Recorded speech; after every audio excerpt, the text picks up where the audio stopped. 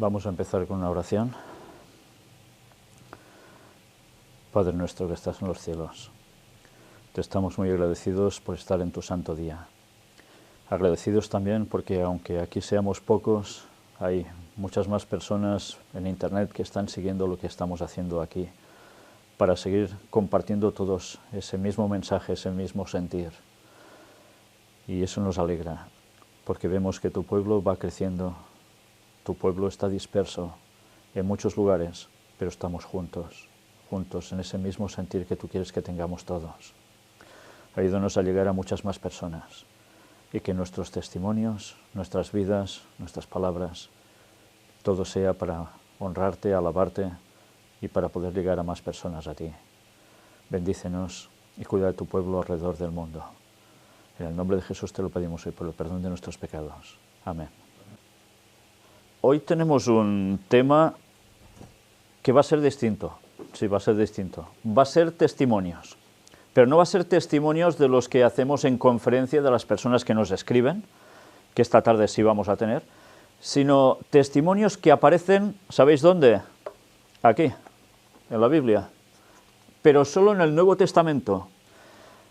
Podríamos coger toda la Biblia, pero creo que con el Nuevo Testamento, que es quizás lo más cercano a nosotros dentro del plazo de tiempo, hay muchísimos testimonios que a veces no terminamos de analizar o no terminamos de encauzar o enmarcar en un cierto aspecto. A veces, cuando hablamos de testimonios, pensamos, bueno, deben ser los testimonios que alguien te da. Pero vamos a ver que los testimonios se pueden recibir y se pueden dar. Y hay otras formas en que se dan testimonios a las otras personas para llevarlos al Evangelio. Hoy veremos algunas de estas circunstancias que aparecen en la Biblia con ciertos personajes sumamente conocidos. Y los vamos a dividir en unas cuantas fases. Uno sería en evidencias o por evidencias, otro por profecías, otros por el estudio de la palabra y sueños, por predicaciones, por quedar libres de demonios, por sueños y visiones, por mensaje directo del Señor y por revelación del Padre. Puede haber seguramente más, pero hoy vamos a intentar situarlos cada uno en su lugar para que veremos algo interesante. Nos daremos cuenta que esos testimonios que presentamos tantas veces, de esos que recibimos, se engloban en todo esto y que no aparecen en la Biblia porque no era la época, pero seguramente recordaremos y asimilaremos o asociaremos lo que aparece en la Biblia con casos que todos hemos oído o hemos sabido o hemos vivido incluso. Y este tema especialmente me gusta enfocarlo para esas personas que nos han escrito y para otras personas que no nos han dicho nunca nada, pero que están siguiendo lo que hacemos y que gracias a Dios el mensaje les está llegando y todos nos vamos uniendo. Veremos cómo hay casos que enseguida recordaremos, pero otros quizás nos va a costar un poco más. Vayamos primero, y hoy sí, os pido, no van a haber textos bíblicos en proyección, por tanto, todos con Biblia en la mano, si estáis en vuestras casas o donde estéis, Biblia en mano, porque vamos a leer mucho texto bíblico hoy. Juan capítulo 1. Vamos a empezar primero por esos testimonios del Nuevo Testamento que tienen que ver por evidencias, gente que se convierte por evidencias. Juan capítulo 1, versículos del 43 al 46. El siguiente día quiso Jesús ir a Galilea y halló a Felipe y le dijo, «Sígueme». Y Felipe era de Betsaida, la ciudad de Andrés y Pedro. Felipe halló a Natanael y le dijo, «Hemos hallado a aquel de quien escribió Moisés en la ley, así como los profetas, a Jesús, el hijo de José de Nazaret». Natanael le dijo, «¿De Nazaret puede salir algo de bueno?». Le dijo Felipe, «Ven y ve». Mirad cómo, por evidencias, muchas personas se convierten. Si primero vemos que Jesús llama directamente a uno de estos personajes, claro, es un llamado muy directo, ¿verdad? Pero después resulta que esa persona que ha recibido ese llamamiento, Felipe, encuentra a Natanael y le plantea: Jesús es quien es. Y el otro puede pensar: bueno, eso lo dirás tú, ¿no? Y viene de allí, de un lugar que chusma. Pues la reacción podía ser empezarle a contar mil y una historias, intentar sacarle muchos textos bíblicos. En cambio hizo la cosa más sencilla del mundo, confiando en que quien le había llamado a él era quien era, por evidencias que él notó. ¿Qué le dijo? Ven y ve. Sencillamente eso. Y Natanael podía haber pensado: bueno, este está mal, ¿no? Y podía haber dejado de lado ese llamado que se le estaba haciendo por parte de Felipe. Pero evidentemente debió notar que Felipe le estaba diciendo algo con una intensidad, con un fervor, con una evidencia que él ha visto, que quiere transmitirle a él. Imaginaos si sencillamente hemos encontrado a un tipejo que tal y cual, evidentemente ya ni lo va a ver, y si va a ver es para reírse. Pero en cambio Felipe le debió transmitir un sentimiento de verdad auténtica en la persona de Jesús. Y ese testimonio, a veces, ¿cuántas veces no hemos hablado, y sobre todo con Josep, con mi hermano, cuando una persona no sabe qué decir a otro, y yo cómo doy el mensaje si no sé nada aún? ¿Cuántas veces nos han dicho esto? Y decir: pues mira, el caso de Felipe y Natanael, ven y ve. Sencillamente con eso, llévalo al lugar donde hay las evidencias y el Espíritu Santo ya trabajará en él. Y el testimonio se puede dar de muchas formas, de muchas maneras distintas. Si hay una gran capacidad ya previa de grandes conocimientos, evidentemente uno puede sacar más recursos, pero si aún no sabes apenas nada, el ven y ve es clarísimo. ¿Y cuántas veces ha sucedido así en los testimonios que hemos recibido? De alguien que les decía: mírate esto, porque verás que aquí hay una verdad que no te cuentan. Y el otro va, mira, y ya está. El ven y ve sigue funcionando. No es una cosa del pasado, pero ahí está. Para hacer eso, la gente debe notar que hay un mensaje de verdad y hay personas que son creyentes de verdad que quieren transmitir eso. Si nosotros fallamos como tales, ¿quién dirá ven y ve? Es una gran responsabilidad también para nosotros. Hay otro caso que también se registra en el libro de Juan, en el Evangelio de Juan. Vamos hasta el capítulo 20 y vamos a ver el caso de un personaje también muy conocido, y es el de Tomás, un discípulo de Jesús. Leamos del 24 al 31. Pero Tomás, uno de los 12, llamado Dídimo, no estaba con ellos cuando Jesús vino. Le dijeron, pues, los otros discípulos: al Señor hemos visto. Él les dijo: si no viera en sus manos la señal de los clavos, y metiere mi dedo en el lugar de los clavos, y metiere mi mano en su costado, no creeré. ¿Tenía razones para pensar eso? ¿Le estaban tomando el pelo? ¿Estaban los otros quizás con buena intención diciendo cosas que imaginaban debido al shock de haber perdido a Jesús? Él tenía sus dudas. Bueno, 8 días después, estaban otra vez sus discípulos dentro, y con ellos Tomás. Llegó Jesús estando las puertas cerradas, y se puso en medio y les dijo: paz a vosotros. Evidentemente de estos textos podíamos sacar muchas cuestiones, pero hoy vamos a centrarnos exclusivamente en lo que es el tema testimonios. Luego dijo a Tomás: pon aquí tu dedo y mira mis manos, y acerca tu mano y métela en mi costado, y no seas incrédulo, sino creyente. Entonces Tomás respondió y le dijo: Señor mío y Dios mío. Jesús le dijo: porque me has visto, Tomás, creíste. Bienaventurados los que no vieron y creyeron. Hizo además Jesús muchas otras señales en presencia de sus discípulos, las cuales no están escritas en este libro. Pero estas se han escrito para que creáis que Jesús es el Cristo, el Hijo de Dios, y para que creyendo tengáis vida en su nombre. ¿Y esto para qué quedó registrado? Si parece que es una falta de fe. Jesús no lo está recriminando como podía hacer en otros casos. No, le está diciendo que, bueno, has visto, has creído. Y hemos de pensar que en la actualidad la mayor parte de gente de este mundo, al menos del mundo occidental, que sepamos, necesitan ver evidencias, si no, no van a creer. Les podemos contar muchas historias, les podemos decir lo que haga falta, ilustrar lo que queramos, pero si no ven una evidencia, algo que para ellos sea tangible, no hay nada a hacer. ¿Sabéis las personas que se han convertido a través de los vídeos de Ron Wyatt? ¿Por qué? Porque veían evidencias arqueológicas que demostraban que la Biblia era cierta. ¿Y qué está pasando cuando hemos presentado temas de lo mismo? Cuando hemos estado en el Arca de Noé. La gente reacciona así. Muchas veces, a través de una evidencia física, terminan creyendo.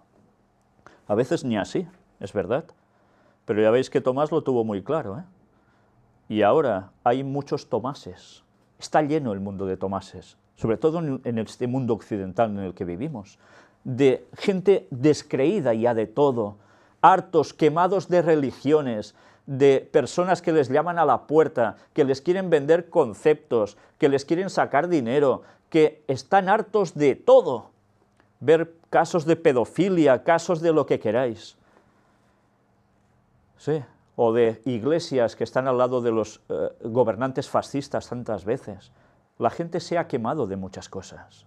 Y es normal que en esta vieja Europa, que es donde estamos nosotros, la gente ya no quiera saber nada, cuando además les han instruido en los colegios, en los institutos, en las universidades y en las televisiones, que todo lo bíblico es una camama, que no es verdad, que hay una evolución y otras cosas. ¿Y la gente qué cree? Lo que le inculcan. ¿Cuántas personas son las que dicen, no estoy de acuerdo con eso? Normalmente es lo que te inculcan y ya no paras a pensar. Es lo que hay. Hasta que alguien te presenta un planteamiento que te deja desconcertado. Pues eso es lo que debemos hacer nosotros, desconcertar a la gente con las evidencias. ¿No os habéis encontrado vosotros, y sé que lo habéis hecho, sobre todo Ángel, cuando va también con esos folletitos del gran engaño que repartíamos, ¿te acuerdas, Marc, ese que diseñaste? Y cuando íbamos y presentamos a una persona, porque estuvimos aquí, y esto es el Arca de Noé, y la gente se queda a cuadros cuando ve eso, porque no se lo esperan, se les han dicho que eso era un mito, que era una tontería. Evidencias hemos de presentarlas, y la gente cree por evidencias. Hay que llegar a la gente por la razón, no por el sentimiento. Y tantas veces, cuando se presenta el mensaje, es totalmente a la inversa. Vamos a tocar fibras. ¿Para qué? ¿Con las fibras vamos a llegar al cerebro? ¿O nos vamos a quedar por aquí dando vueltas y no pasamos de aquí arriba? ¿Van a seguir fieles a Dios ante todo lo que viene sin saber?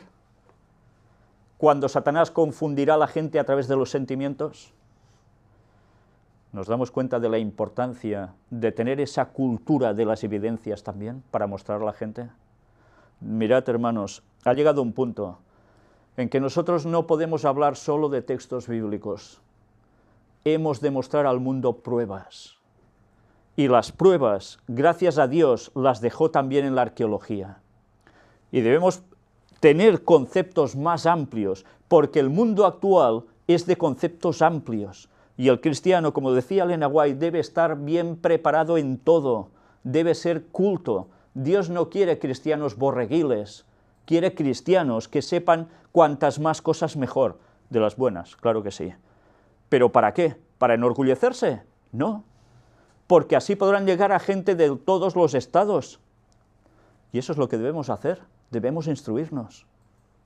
Y a veces perdemos el tiempo en tantas cosas en vez de instruirnos. Vamos también ahora al libro de Juan, pero a otro capítulo, el 4. Y ahora vamos a ver esos testimonios que la gente acepta por la presentación de profecías. Sí, porque no podemos obviar las profecías. Mirad qué casos hay. Yo he recogido 3 prácticamente. Uno es el famoso caso de la mujer samaritana, ya sabéis, ese encuentro que tiene con Jesús. Versículos del 16 al 19. Jesús le dijo, ve, llama a tu marido y ven acá. Respondió la mujer y dijo, no tengo marido. Jesús le dijo, bien has dicho, no tengo marido, porque 5 maridos has tenido, y el que ahora tienes no es tu marido. Esto has dicho con verdad. Yo no sé si os estáis imaginando la cara de esa señora, cómo le debió quedar. Porque ella sabía su pasado y sabía su presente, pero lo que no sabía es que alguien que acababa de llegar a su vida supiera todo eso de ella. ¿Cómo podía ser eso? Versículos del 25 al 30. Le dijo la mujer, sé que ha de venir el Mesías llamado el Cristo. Cuando Él venga nos declarará todas las cosas. Jesús le dijo, yo soy el que habla contigo. Fijaos una vez más cómo Jesús habla del yo soy, haciendo referencia a Moisés cuando encontró a algo que empezó a tener un diálogo con él y que terminaba siendo el mismo Jesús, el yo soy. En esto vinieron sus discípulos y se maravillaron que hablaba con una mujer. Sin embargo, ninguno dijo, ¿qué preguntas? ¿O qué hablas con ella? Es interesante también ver que hablaba con una mujer, qué cosa más rara, y encima samaritana. Mirad qué cultura tan distinta a la nuestra. Ahora tú te diriges a una mujer como a un hombre y no pasa nada. En esos tiempos no. El hombre con el hombre y la mujer con la mujer, y punto. Y que un hombre se acercara a una mujer y encima samaritana, que era contraria teóricamente al pueblo judío. Jesús rompiendo esquemas, Pero Jesús, ¿a qué iba? A buscar a las personas. Le daba igual si era hombre o era mujer. Iba a buscarle el corazón, haciéndole a su vez ¿qué? Pensar. Entonces, bueno, mirad qué dice. Entonces la mujer dejó su cántaro y fue a la ciudad y dijo a los hombres, venid, ved a un hombre que me ha dicho todo cuanto he hecho. ¿No será este el Cristo? ¿Os imagináis cómo esa mujer debió dejar el cántaro ante esta situación? Yo no creo que, ay, ahora me paro aquí y me voy para allá. Con el fuego que debería sentir esta mujer, fue dejar el cántaro y, venga. ¿Y qué hizo cuando nota que Jesús es quien es? Se lo calla, le falta tiempo para ir a decírselo a los suyos. Venid, ved a un hombre que me ha dicho todo cuanto he hecho. ¿No será este el Cristo? Entonces salieron de la ciudad y vinieron a él. Y nos damos cuenta cómo por el testimonio de una sola persona puede haber todo un núcleo en el cual se convierte él y a su alrededor un montón de gente que, ¿pero qué dices? Y actúan en consecuencia de las palabras del otro. La gente debería conocer muy bien a esta mujer, la gente de su pueblo, supongo. Porque, bueno, dice que salieron de la ciudad, ya no era un pueblo, era la ciudad, había muchos habitantes. Y le hicieron caso a una mujer que sabían que tenía un historial de pena. ¿Por qué? ¿Debieron notar en ella algo especial? ¿Un cambio casi instantáneo? Mirad los otros versículos, del 39 al 42. Y muchos de los samaritanos de aquella ciudad creyeron en él por la palabra de la mujer, que daba testimonio diciendo, me dijo todo lo que he hecho. Entonces vinieron los samaritanos a él y le rogaron que se quedase con ellos y se quedó allí 2 días. Y creyeron muchos más por la palabra de él y decían a la mujer, ya no creemos solamente por tu dicho, porque nosotros mismos hemos oído y sabemos que verdaderamente este es el Salvador del mundo, el Cristo. No les quedó duda. Y los samaritanos, que eran tan opositores a los judíos, y resulta que fueron los primeros en reconocerle como el Mesías. Otra gran lección para nosotros, A veces reaccionan más las personas que son de fuera que los que ya se dicen cristianos, incluso adventistas. ¿Sí? Y a veces nos queremos centrar solo en hablar a un tipo de gente. No, no. El mensaje es para todos, porque Dios tiene más pueblo ahí fuera que dentro de las denominaciones aún. ¿Pero os habéis dado cuenta cómo se convence la mujer samaritana? Por profecía. Jesús le estaba profetizando, le estaba diciendo su vida pasada. ¿Y los otros cómo terminan creyendo? por la evidencia del testimonio de ella. Y después ya cuando directamente van a la fuente a Jesús, ya no les queda ninguna duda. Es impresionante, ¿eh? A través de la profecía se convierte una persona y una cadena de personas. Hay otros textos que también están en Juan, que nos deberían hacer pensar. Juan 13. Y vemos como por profecías también dichas o escritas para el futuro. Juan 13, 19. Desde ahora os lo digo antes que suceda, para que cuando suceda creáis que yo soy. ¿Lo dijo después de hacer las cosas? Lo dijo antes. Porque si no, ¿qué sentido tenía después? ¿Cómo sabrían el cumplimiento de ello? Por eso las profecías, ¿cuándo las debemos decir? ¿Cuando ya todo ha pasado? Cuando ya todo ha pasado podemos corroborar, confirmar que esa profecía era así, pero antes se ha tenido que decir. Y eso es lo que debemos hacer. Si sabemos que va a venir ecumenismo, que va a venir ley dominical, que van a suceder unas cuantas cosas y nos las callamos, ¿cómo va a creer la gente en esos momentos cuando sucedan? Las hemos de decir antes. Y cuando la gente vea que se cumplan, diga, mira, si ya me lo decía esa persona que yo pensaba que estaba un poco volado. Sí, pero a través de las profecías la gente cree. ¿Cuántas veces a través de las profecías mostramos a otros el cumplimiento cuando verdaderamente ya son cosas del pasado?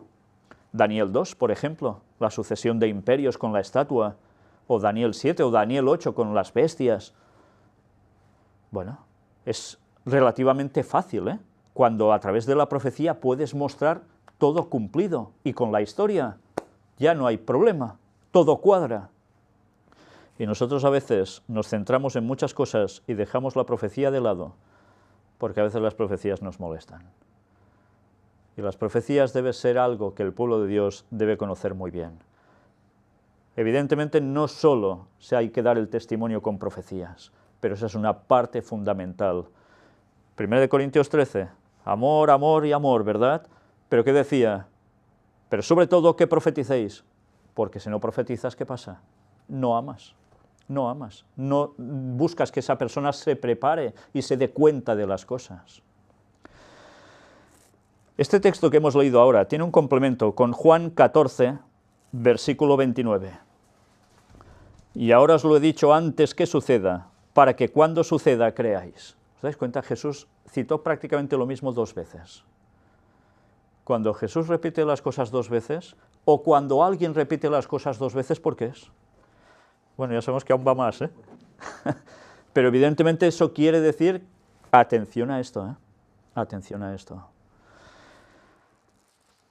Hay otro caso también, vamos a cambiar de libro, también en los Evangelios, y vamos al primero de ellos, Mateo, capítulo 1.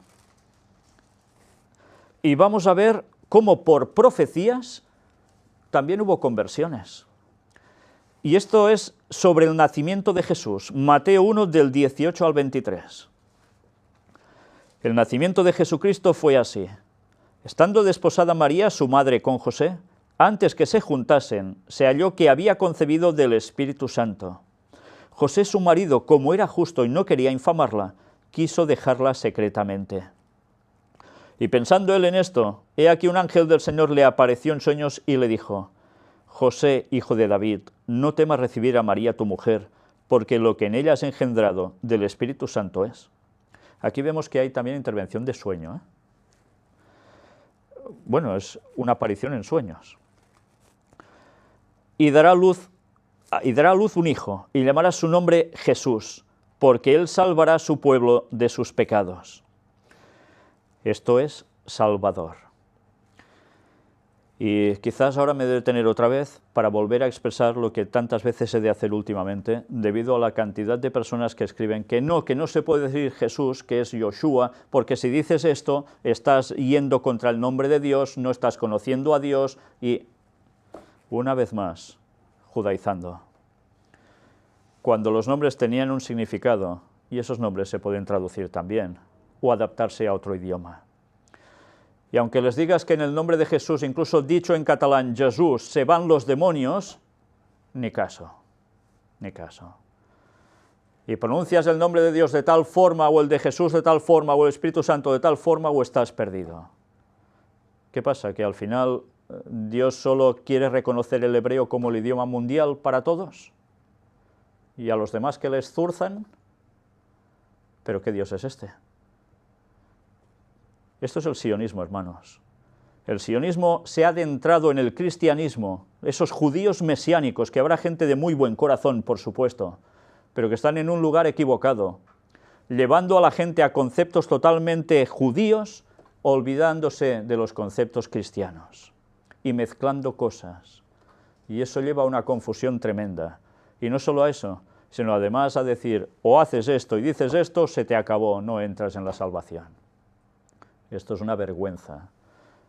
Vergüenza total, porque sería una discriminación por parte de Dios impresionante. ¿Creéis acaso que hay personas que son capaces de pronunciar algún nombre en hebreo? Hay personas que son más catetas que yo aún. Y si a mí me puede costar, hay otros que aún les costará más. Y esas personas van a verse aisladas del Señor por no pronunciar el nombre correctamente. ¡Qué locura! Pues tantas gentes se están abrazando de estos mensajes, sin darse cuenta que el sionismo está trabajando en el cristianismo, que se ha adentrado para llevarnos también a un ecumenismo con los judíos y, cómo no, con los que están trabajando para ello, que son los jesuitas, el Vaticano detrás. Y no son conscientes, y cuando se los dices no quieren verlo. Pues que vayan al tanto todas las personas que están en estos ámbitos, porque están yendo de cabezas a un gran engaño que no son capaces de estar percibiendo, porque se cierran por banda, por orgullo. Y el orgullo es la peor de las armas que Satanás puede utilizar en las personas. ¿Hemos de ir a los textos? Sí, pero hemos de ir también a la razón. ¿Habéis visto alguna vez algún escrito de Ellen White que diga algo contra eso? Jamás, jamás. ¿No tocaba entonces, acaso, igual que ahora, conocer el nombre de Dios si eso es lo que nos da la salvación? Imaginaos si es importante mirar las cosas tal como son y no abrazando conceptos que están siendo entrados expresamente para romper el auténtico cristianismo. Pero bien, sobre eso algún día deberé hacer un tema, si Dios quiere, porque vale la pena profundizar y demostrar de dónde salen todas estas barbaridades. Los versículos seguían diciendo: todo esto aconteció para que se cumpliese lo dicho por el Señor por medio del profeta cuando dijo: he aquí una virgen concebirá y dará a luz un hijo y llamará su nombre Manuel, que traducido es Dios con nosotros. Fijaos cómo por profecía creían. Y evidentemente Jesús cumplió la profecía, ya desde su inicio. Y la gente debía ir conociendo que Jesús era el Mesías no solo por lo que hacía, sino porque todo lo que hacía y decía ya estaba pronosticado en el Antiguo Testamento. Profecía. Por profecía nosotros debemos dar el mensaje para que muchos se conviertan. Pero hay otro caso que va muy vinculado a todo esto. Sucede un poquito después. Y está en el capítulo 2 del mismo libro de Mateo. Aparecen unos señores que por el estudio de palabra y sueños fueron capaces de reconocer al Mesías, fueron capaces de reconocer la verdad. Y son los famosos magos de Oriente.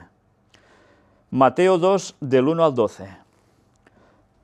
Cuando Jesús nació en Belén, de Judea en días del rey Herodes, vinieron del oriente a Jerusalén unos magos, diciendo: ¿dónde está el rey de los judíos que ha nacido? Porque su estrella hemos visto en el oriente y venimos a adorarle. Oyendo esto, el rey Herodes se turbó y toda Jerusalén con él. Qué rápido corren los rumores, ¿eh? Y no tenían radio ni televisión, ni periódicos. Y convocados todos los principales sacerdotes y los escribas del pueblo, les preguntó dónde había de nacer el Cristo. Ellos le dijeron: en Belén de Judea, porque así está escrito por el profeta. Y tú, Belén, de la tierra de Judá, no eres la más pequeña entre los príncipes de Judá, porque de ti saldrá un guiador que apacentará mi pueblo Israel. ¿Os dais cuenta cómo se conocían las profecías? ¿A través de qué se conocían las profecías? ¿Por dichos? ¿No? Por el estudio. ¿Sabéis? Elena White habla sobre los magos de Oriente y que eran unas personas que venían de esas tierras donde los hebreos habían estado, sí, allí durante años y años, fuera de su patria, pero habían dejado los textos bíblicos del Antiguo Testamento. Y ellos, que eran sabios, ¿por qué eran sabios? Porque se dieron cuenta que ese pueblo tenía alguna particularidad especial, empezaron a buscar la palabra. ¿Y hasta qué punto? Que fueron capaces de saber discernir a través de las profecías dónde nacería Jesús y que tenían que ver una estrella especial. Y los otros, que eran el pueblo de Dios, ni enterarse. Entonces Herodes, llamando en secreto a los magos, indagó de ellos diligentemente el tiempo de la aparición de la estrella, y enviándolos a Belén dijo: id allá y averiguad con diligencia acerca del niño, y cuando le halléis, hacédmelo saber, para que yo también vaya y le adore. Ellos, habiendo oído al rey, se fueron, y aquí la estrella que habían visto en el oriente iba delante de ellos, hasta que llegando se detuvo sobre donde estaba el niño. Evidentemente, quien piense que esto es una estrella normal, va realmente fuera de sitio. Esta estrella eran ángeles. Un montón de ángeles que emitían esa luz por la noche y los iban guiando hasta donde tocaba, y allí se detuvieron. Y al ver la estrella se regocijaron con muy grande gozo. Y ahora la ciencia intenta decirnos, sí, eso sucedió más o menos en tal año, que había una conjunción de planetas y había un meteoro que pasó. ¡Qué absurdo! Todo para no decir eran ángeles, y Dios hizo esta intervención expresamente en la historia, interviniendo de modo directo sobre la humanidad. ¿Cómo va a decir eso la ciencia? Y al entrar en la casa vieron al niño con su madre María y postrándose lo adoraron, y abriendo sus tesoros le ofrecieron presentes, oro, incienso y mirra. Pero siendo avisados por revelación en sueños que no volviesen a Herodes, regresaron a su tierra por otro camino. Una vez más, vemos también que aparte de estudio de la palabra puede haber revelación en sueños, ¿sí? Pero cuidado, porque ya sabemos que hay ciertas denominaciones cristianas, o se llaman cristianas, de ámbito pentecostal, que tienen muchas revelaciones, muchos sueños, y no son de Dios. La mayor parte no son de Dios, pero como les han trabajado para abrir esa glándula pineal y que por allí les entre hasta la yugular la cosa demoníaca, y ellos pensándose que es cosa de Dios, se van a tragar todo lo que por allí se les diga. ¿Y de qué forma? Y luego les dirás tú que eso no es de Dios, porque no cuadra con lo que nos dice la palabra, y te dirán, yo lo he visto, yo lo sé. ¿Os dais cuenta cómo trabaja Satanás? Con evidencias. Sí, con evidencias que no son ciertas, pero evidencias que la gente nota como si fueran reales. Pues ya vemos si es interesante que nosotros conozcamos la profecía bíblica, pero también no descartemos que Dios puede mostrar cosas a través de revelación en sueños. ¿Sabéis la de personas que nos han llegado a escribir con los testimonios que ha sido a través de un sueño, que han visto a un servidor o algunas palabras que yo decía y luego lo han encontrado en el internet? ¿Esto quién lo hace? Si no lo hace Dios, para llevar a la gente a la verdad. Antes os decía que todo lo que aquí se muestra, seguro que muchas de las personas que nos han escrito o nos están viendo se sienten identificados, porque por un medio o por otro, prácticamente todos hemos venido así al Evangelio. Hay otra forma que es muy clásica para que las personas entiendan y busquen al Señor y acepten el mensaje, y es a través de predicaciones. Y hay un caso en el libro de Hechos, capítulo 1, que es muy conocido, es el de Pedro. Vamos a leer Hechos 1:14. Todos estos perseveraban unánimes en oración y ruego, con las mujeres y con María, la madre de Jesús, y con sus hermanos. Todos estaban unánimes, todos juntos, ¿eh? ¿Y qué sucede cuando hay todas esas situaciones? Bueno, he cambiado el capítulo, perdón. En el capítulo 2, mirad qué nos dice también llega el punto en que Pedro, si vamos al versículo 14, después de haber sucedido todo lo que hemos leído, entonces Pedro, poniéndose en pie con los 11 que estaban allí, alzó la voz y les habló diciendo: varones judíos y todos los que habitáis en Jerusalén, esto sea notorio y oíd mis palabras. ¿Qué iba a hacer? Un discurso. Por tanto, ¿qué iba a hacer? Una predicación, un sermón. ¿Y qué termina diciendo? Mirad del 36 al 42. Sepa pues ciertísimamente toda la casa de Israel, que a este Jesús a quien vosotros crucificasteis, Dios le ha hecho Señor y Cristo. Al oír esto se compungieron de corazón y dijeron a Pedro y a los otros apóstoles: varones hermanos, ¿qué haremos? Al oír esto, reaccionaron. Pedro les dijo: arrepentíos y bautícese cada uno de vosotros en el nombre de Jesucristo para perdón de los pecados, y recibiréis el don del Espíritu Santo. Porque para vosotros es la promesa y para vuestros hijos, y para todos los que están lejos, para cuantos el Señor nuestro Dios llamare. Y con otras muchas palabras testificaba y les exhortaba diciendo: sed salvos de esta perversa generación. Así que los que recibieron su palabra fueron bautizados, y se añadieron aquel día como 3000 personas. Y perseveraban en la doctrina de los apóstoles, en la comunión unos con otros, en el partimiento del pan y en las oraciones. A través de predicaciones, ¿cuántas personas se convirtieron solo en este episodio? 3000 personas. Es impresionante, ¿eh? ¿Somos capaces de hacer eso ahora? Primero, lo difícil es que haya 3000 personas que te quieran escuchar, por decir nada. Evidentemente había habido una situación especial. La gente había vivido lo que había acontecido en esos 3 días y 3 noches. La gente estaba asustada, había habido también un gran terremoto. Y poco tiempo después, los discípulos de Jesús siguen obrando milagros en el nombre de Jesús y predican. Y la gente estaba en una predisposición especial para poder captar. Esos momentos no han llegado aún, pero esos momentos se van a volver a repetir.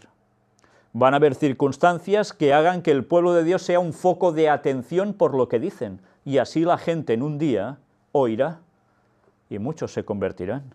Y no será solo cuestión de un día.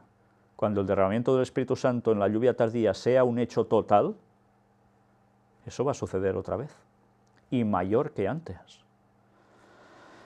Pues ya veis, es importante predicar también. A veces podemos pensar que las predicaciones tienen que ser temas, como decía Elena White, hay que buscar temas novedosos y tal, y eso era un error, lo decía Elena White. No, las predicaciones, no hace falta que sean cosas que, no, puede ser, si es verdad, puede ser, pero hay un mensaje claro que la gente debe conocer, un mensaje básico que la gente debe entender. Y es cuando las personas van a abrir su entendimiento y empezar a pensar. Es cierto también que hemos de adaptar los mensajes a los tiempos actuales y a las personas que tengamos delante. No es lo mismo hablar ahora en esta época que hablar en siglos anteriores. Pero debemos dar un mensaje de una verdad presente con una base sólida en el pasado, que ese es el fundamento de todo. Hay otros casos que también habrá personas que se sentirán identificadas de los que nos han escrito. Marcos capítulo 5. Y resulta que es por quedar libres de demonios. Versículos del 1 al 20, donde veremos el episodio del endemoniado gadareno. Vinieron al otro lado del mar, a la región de los Gadarenos, y cuando salió él de la barca, enseguida vino a su encuentro de los sepulcros un hombre con un espíritu inmundo, que tenía su morada en los sepulcros y nadie podía atarle ni aun con cadenas. Porque muchas veces había sido atado con grillos y cadenas, mas las cadenas habían sido hechas pedazos por él y desmenuzados los grillos y nadie le podía dominar. Algunas personas dicen, esto es imposible, y otros dicen, es una exageración. Pero ¿sabéis que los casos de endemoniados hacen una multiplicación de fuerza impresionante por debiluchos que aparezcan, o incluso niños hasta de cuna? Eso no es normal. Y siempre de día y de noche andaba dando voces en los montes y en los sepulcros e hiriéndose con piedras. Cuando vio pues a Jesús de lejos, corrió y se arrodilló ante él. y clamando a gran voz dijo: ¿Qué tienes conmigo, Jesús, Hijo del Dios Altísimo? Te conjuro por Dios que no me atormentes. Por cierto, el versículo 5 es para pensar: e hiriéndose con piedras. ¿Algo de parte divina haría esto? No. ¿Quién se mortifica? ¿Quién se mortifica? ¿Lo sabéis? Buscad el santoral católico y veréis quién se mortificó y son hechos santos. Mortificarse de 1001 formas, y aún hay cierta parte de creencia católica, Opus Dei, que sigue haciendo lo mismo. Esto no viene de Dios. Dios no quiere que te estés machacando a pedradas, ni a latigazos, ni a nada parecido. Eso es cosa del demonio. Y luego es de extrañar que estas personas tengan visiones y esoterismo y tantas cosas más. Va vinculado. Si te estás matando el cuerpo así, estás matando también tu cerebro porque queda afectado. Y Satanás lo tiene muy bien para hacerte ver lo que le dé la gana. Y tanta gente después van y les ponen cirios en los altares.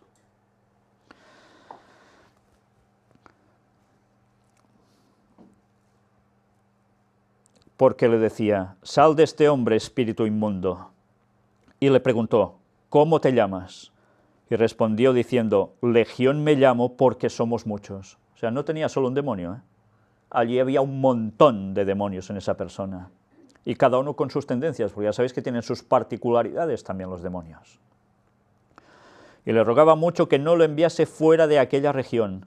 Estaba allí cerca del monte un gran hato de cerdos paciendo. Y le rogaron todos los demonios diciendo: envíanos a los cerdos para que entremos en ellos. Y luego Jesús les dio permiso, y saliendo aquellos espíritus inmundos entraron en los cerdos, los cuales eran como 2000. Y el hato se precipitó en el mar por un despeñadero, y en el mar se ahogaron. Y los que apacentaban los cerdos huyeron, y dieron aviso en la ciudad y en los campos, y salieron a ver qué era aquello que había sucedido. Vienen a Jesús y ven al que había sido atormentado del demonio, que había tenido la legión, sentado, vestido, y en su juicio cabal, y tuvieron miedo. Si antes tenían miedo porque si pasabas por allí te despedazaba, ahora tenían miedo porque habían visto que se había vuelto normal, en su juicio cabal. Y les contaron los que lo habían visto, cómo le había acontecido al que había tenido el demonio y lo de los cerdos. Y comenzaron a rogarle que se fuera de sus contornos. Al entrar él en la barca, el que había estado endemoniado le rogaba que le dejase estar con él. Unos lo hacen fuera, ¿eh? Porque los que ven el milagro, de hecho, lo que hacen es: este nos fastidia el negocio, todos nuestros cerdos se van al agua, ¿de qué vamos a vivir? No, no, vete Jesús, vete. Mirad, no lo apedrean ni lo echan a empujones, le dicen que se vaya, porque si han visto que han hecho un milagro tal cual, es capaz de fulminarlos, ¿no? Tienen miedo. Pero, por encima de todo, el dinero. Antes de seguir a Dios, la pasta, ¿eh? Pero el endemoniado actúa igual. Le rogaba que le dejase estar con él. Mas Jesús no se lo permitió. ¿Cómo puede ser? Le da la vida prácticamente de libertad de los demonios y le ruega estar con él, y le dice Jesús que no. ¿Por qué? Jesús tenía un propósito. Sino que le dijo: vete a tu casa, a los tuyos, y cuéntales cuán grandes cosas el Señor ha hecho contigo, y cómo ha tenido misericordia de ti. Y se fue, y comenzó a publicar en Decápolis cuán grandes cosas había hecho Jesús con él, y todos se maravillaban. El plan de Jesús no era: ven conmigo y serás mi discípulo, y donde yo vaya, no. Tenía otra misión para él, y esa misión era abrir un frente en Decápolis, con sus parientes, sus amigos, la gente de su lugar. Y lo hizo. Y todos se maravillaban. ¿Qué estaba haciendo? Una labor misionera de predicación impresionante, por una experiencia vivida. ¿Sabéis? Las personas que nos han escrito y han pasado problemas de estar endemoniados, o problemas con situación de demonios, cuando se han visto libres, están sumamente agradecidos al Señor. y son los que quisieran dar el mensaje como fuera en todas partes, o venir aquí con nosotros para... Pero Dios quizás los llama a otra cosa. Id a los vuestros, decirles que puede haber una liberación de todo esto. Cuando ven esos cambios en su vida, evidentemente la gente empieza a pensar. Vamos a ver también cómo por más sueños y visiones se puede llegar uno a convertir y las reacciones que todo esto conlleva. Hechos capítulo 9. Vamos a ver un caso también muy conocido, el de Ananías. Leamos versículos del 10 al 12. Había entonces en Damasco un discípulo llamado Ananías, a quien el Señor dijo en visión: Ananías. Y él respondió: heme aquí, Señor. Y el Señor le dijo: levántate, y ve a la calle que se llama Derecha, y busca en casa de Judas a uno llamado Saulo de Tarso, porque he aquí, él ora. Y ha visto en visión a un varón llamado Ananías, que entra y le pone las manos encima para que recobre la vista. Y ve en visión todo esto. El Señor le habla para que haga algo, para que busque a alguien. Y estas historias se han repetido, Yo he recibido esos testimonios que hemos podido mostrar, y aún otros que aún no hemos podido ni mostrar aún, en los cuales la historia se repite. Dios llama a la gente a través de sueños, de visiones, para que vayan y busquen a alguien o algo. En esos casos puede ser para aceptar la verdad de un modo claro. En este caso era para darle ¿el qué? Devolverle la visión a Pablo, a Saulo de Tarso, para que también Saulo se convirtiera de un modo total. Saulo ya estaba orando, Había tenido lo que había pasado por el camino a Damasco, con Jesús hablándole.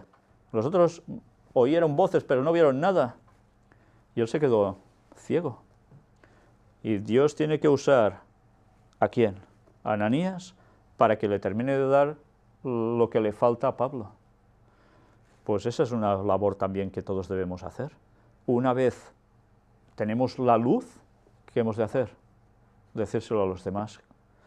Y si conviene, pues actuar para el bien de esa persona como sea.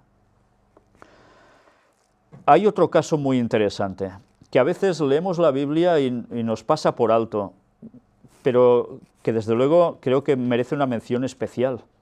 Y Elena White hace mención especial de este caso muy detalladamente. Se trata de la mujer de Pilato. Mateo capítulo 27, versículos del 15 al 19. Sabéis que es el momento de la sentencia a muerte de Cristo, ¿no? Ahora bien, en el día de la fiesta acostumbraba el gobernador soltar al pueblo un preso, el que quisiesen, y tenían entonces un preso famoso llamado Barrabás. Reunidos pues ellos, les dijo Pilato: ¿a quién queréis que os suelte, a Barrabás o a Jesús llamado el Cristo? Porque sabía que por envidia le habían entregado. Y estando él sentado en el tribunal, su mujer le mandó decir: no tengas nada que ver con ese justo, porque hoy he padecido mucho en sueños por causa de él. ¿Era cristiana su mujer? En cambio, Dios le mostró en sueño quién era Jesús. Y le advirtió para que su marido no hiciera lo que iba a hacer. No tengas nada que ver con este justo. ¿Y el caso de Pilato cuál fue? Bueno, primero la cara que se le debió quedar a Pilato, otro panorama, Pero, ¿qué intentó hacer? ¿Caso a su mujer o no? Sí, intentó hacerle caso. Recordáis, me lo quito de encima, lo envío a este, lo envío al otro, yo me lavo las manos, pero al final, ¡pam!, cae. Cae porque aún quería conservar ese estatus. Pero Dios utilizó incluso a personas que no estaban en la verdad para recibir mensajes divinos. Hay un caso de una monja, estaba en Laos, si no recuerdo mal, en un país, y no sé si era monja budista o algo parecido, y tuvo también un sueño, y a través de ese sueño ella fue a Estados Unidos, encontró a la persona que se le había dicho y se llevó conflictos de los siglos para repartir a su país. Y esa persona, me dijeron hace poco, estando en Estados Unidos, que aún está por allí y que jamás ha querido hacer ostentación de nada por ese sueño, cuando algunos decían, esa lo que está es, como se dice en catalán, está grillada, está como, bueno, fatal de la cabeza. Pero no, y me dijeron que su vida era muy consecuente aún, en todo. Y esa persona se convirtió a la verdad. Mirad si es importante que Dios puede hablar a cualquiera. A veces pensamos, es que si no es del pueblo de Dios y guarda el sábado y no sé qué y no sé cuánto, Dios no se le puede manifestar. ¿Ah, no? Pues sí pasa eso, y lo vemos con la mujer de Pilato.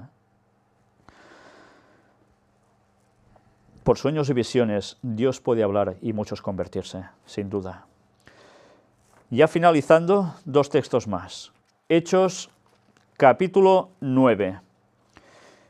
Es ahora un mensaje directo del Señor. ¿Y sabéis a quién? A Pablo. Versículos del 1 al 6.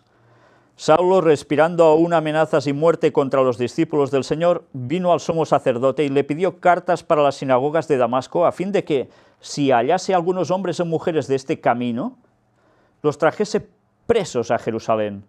Mas yendo por el camino, aconteció que al llegar cerca de Damasco, repentinamente le rodeó un resplandor de luz del cielo, y cayendo en tierra oyó una voz que le decía, Saulo, Saulo, ¿por qué me persigues? Él dijo, ¿quién eres, Señor?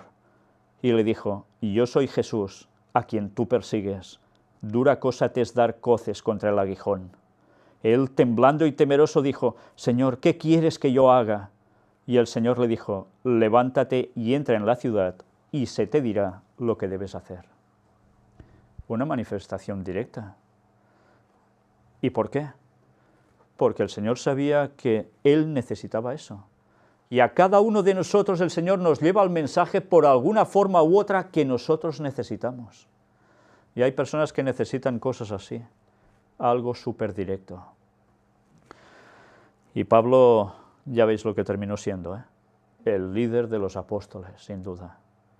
Esos momentos eran necesarios para su vida para que hubiese una conversión plena, un cambio radical en él. Y el último de los textos, Mateo capítulo 16, también por revelación del Padre, versículos del 13 al 17. Viniendo Jesús a la región de Cesarea de Filipo, preguntó a sus discípulos diciendo, ¿quién dicen los hombres que es el Hijo del Hombre? Ellos dijeron, unos Juan el Bautista, otros Elías y otros Jeremías o alguno de los profetas. Él les dijo, ¿y vosotros quién decís que soy yo? Respondiendo Simón Pedro dijo, tú eres el Cristo, el Hijo del Dios viviente. Entonces le respondió Jesús, bienaventurado eres, Simón, hijo de Jonás, porque no te lo reveló carne ni sangre, sino mi Padre que está en los cielos. ¿Por qué él dijo esto? Porque sí. Dios también es el que pone en las personas lo que tenemos que decir. Sí, a veces lo puede poner el otro, porque recordemos otro episodio en el que Pedro le dice, apártate de mí, Satanás. Jesús le dice a Pedro esto, y aquí le dice que las palabras que ha hablado se las ha revelado el Padre directamente. Nos damos cuenta cómo a veces podemos servir a dos señores y Jesús nos dice, ¿puede de un mismo caño salir agua dulce o buena y agua amarga? Y nosotros queremos hacer eso tantas veces porque no nos ponemos en manos de Dios. Quizás no lo queremos hacer voluntariamente, pero lo hacemos. Nosotros debemos ser solo de un caño y debe ser del bueno. Y en este caso Pedro nos deja una lección. Dijo con todo el corazón lo que salió de él. ¿Por qué? Porque estaba amando a Jesús, veía evidencias, veía lo que hacía, sentía que era el Mesías. Y el Padre es el que pone en nosotros, tanto el querer como el hacer, por tanto también el qué, el hablar. A veces creemos que debemos de hacer grandes discursos también para convencer a las personas. Nosotros no convencemos a nadie. A veces se convence más, ciertamente, primero de todo es el Espíritu Santo el que convence, pero a veces se convierte más a las personas por tal como uno es, que no por lo que dice solo. ¿Cuántas veces las formas de actuar de una persona hablan más que sus palabras? Con la boca se puede hablar una cosa y por dentro ser otra, pero a veces las acciones espontáneas son las que determinan claramente quién es quién. Por sus frutos los conoceréis, dijo Jesús. ¿Nos conocen a nosotros por nuestros frutos buenos, los de Dios? Es algo que debemos tener siempre presente y meditarlo, porque si no estamos en comunión con Dios, solo estaremos con el otro. ¿Y es que no queremos eso? Pues ya veis, en el Nuevo Testamento solo la cantidad de testimonios que hay de personas que reciben el mensaje y lo dan. Variopinto, sí, pero todo efectivo y necesario cada uno como le corresponde. Gracias damos a Dios por la cantidad de testimonios que dejó escritos aquí, en su palabra. Y gracias porque siguen siendo fuente de inspiración para muchos otros.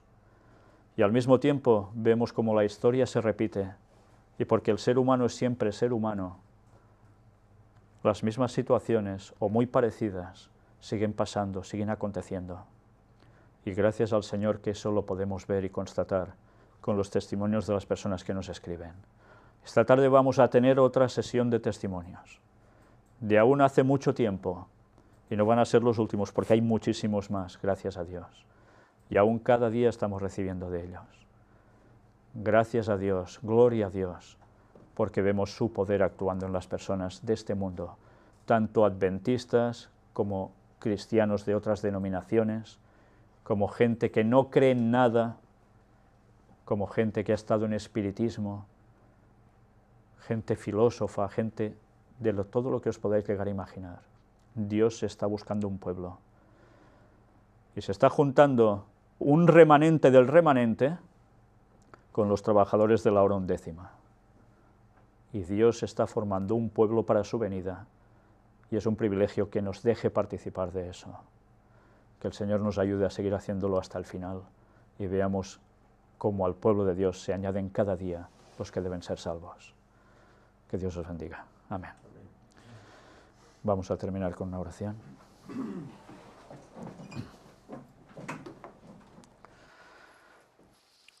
Padre, te estamos inmensamente agradecidos, Señor, por tu misericordia hacia nosotros. En verdad, somos inútiles. Todo lo mejor de nosotros no es nada. Pero aún y así, tú sigues confiando en el hombre la labor de llevar el mensaje a los demás, cuando los ángeles quisieron hacerlo. Y este privilegio que nos das sin merecerlo no puede hacernos callar, sino todo lo contrario. Nos tiene que hacerlo divulgar a todo el mundo para que vean tu grande amor con nosotros y con toda la humanidad, hasta el punto de dar a tu Hijo por nosotros. Ayúdanos, Señor, a ser reflejantes de tu gloria, a ser verdaderamente cristianos, seguir verdaderamente el camino con mayúscula, para poder llevar a la gente a ti, a través de nuestros actos, palabras, todo. Perdónanos, Señor, porque te seguimos fallando muchas veces. Y te queremos pedir que nos transformes, que nos cambies, que el Espíritu Santo trabaje en nosotros continuamente para, si es tu voluntad, poder llegar a ser también de los 144.000 sellados. En tus manos estamos, Señor. Síguenos utilizando tanto como puedas. Y gracias por el privilegio que nos das de ver conversiones. Algún día podremos estar todos juntos en el cielo, conocernos, con tantas personas que no tenemos ni idea de que han existido, ni nosotros a ellos. Y algunos que nos querrán dar las gracias y nosotros que se las daremos también a otros, por habernos dado el mensaje de salvación y poder estar juntos por la eternidad disfrutando de todo lo que tienes por nosotros y para nosotros. Alabado seas, Señor, por todo, porque toda la gloria es tuya. En el nombre de Jesús te lo pedimos.